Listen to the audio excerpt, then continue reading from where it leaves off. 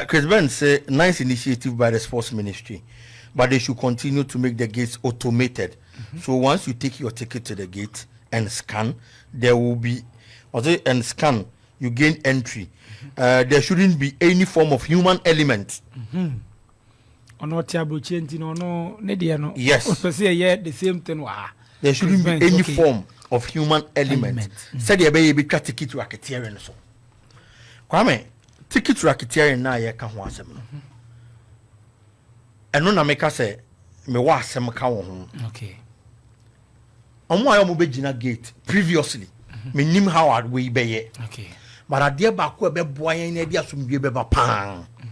Say, any automated machines simple, it will gate. To say the case Ben Daniel say, Kana. On more previously no major gate. Tickets no, now I'm scanning. I'm scanning. Kwame. Machine there was almost scanning tickets no. At the point, some of them were using their phones. When you say stadium, so nipa doors or network in Yajuma. You do go for phone, yeah. And almost scanning. And the baby your ticket and on my phone so.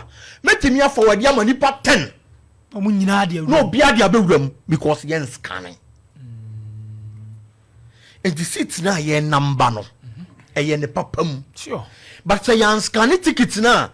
You be Yara Stadium. Now we get the same seat number. Now we make it the same seat number. Why in the original?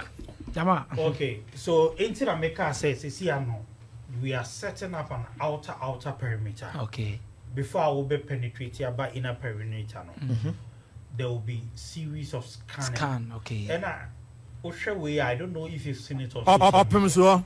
Yeah, the more the notification that go out a pair volunteers be brave. Okay. The volunteers know by our channel they will start training them on how to go about it. And the introduction of electronic gate is a work in progress. Oh, okay. What do you say? The Yara Sports Stadium itself was built with an original plan of was renovated with an original plan of electronic. During AFCON 2000, no more use with then and then Yejuma, Nipa, What's that? Kobe Bini. Ana Kodaki Sudi. But says, yeah, Obi and him say, yeah, called digitalization. Says, yeah, Colacro more SS no. Omo use tablet. Sure. Yeah, called digitalization. So, as Obi say, we are digitalization. Sa Kodaki Subana, Obepe Kwanya, at the end in Yejuma. Na, with me at look. Yesterday e-tickets, we face a lot of challenges. Sure. Yeah, Crawford to be back. They create that artificial stampede. Send a bayer or baby catcher. Oh, the young tone manual and e-tickets. Young kaboom yen tone. But say as long as we've moved towards digitalization, we are not going back. Because Kotokobebo matter, we are not more catcher is 10,000, 15,000. It's kind of fine. Fine. I could you back for bottom. Yeah, but mine. Yeah, we are near the politician not them say or mono or mobile mine. But yeah, you suit near buying any day bomb mine. Sure. Or back for Opemsuo committee. Yen say BPR. O the idea to her no be the camera to her no be no.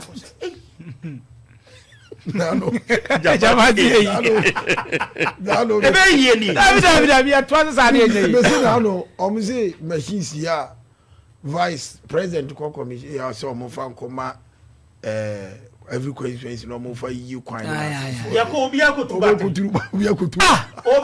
to battery. Asante Achem Hoside.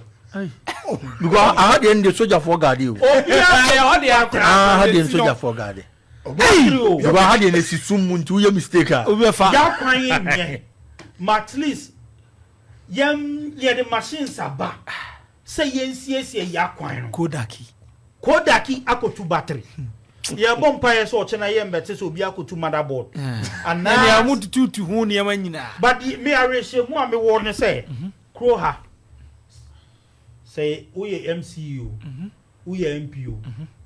woyɛ minister Opemsuo woyɛ bɛrima fa machine no kɔ galamsey site sɛm naa no aka no woyɛ bɛrima fa kɔ galamsey fa kɔ galamsey site tiɛsi yɛmfa mɛyi akwan wɔ yɛ mpɔtam yɛnim sɛ yɛbɛhyia wɔ ha na yɛhyia wɔ ha ɛne yɛbɛhu mate bɛrima eti nyame yɛ adom a Thursday nyame yɛ adom a Thursday yɛn nyinaa yɛnhyia ɛwɔ ɛyɛ Baba Yara Sports Stadium na yɛnkɔ support team na megye di sɛ mba me ticket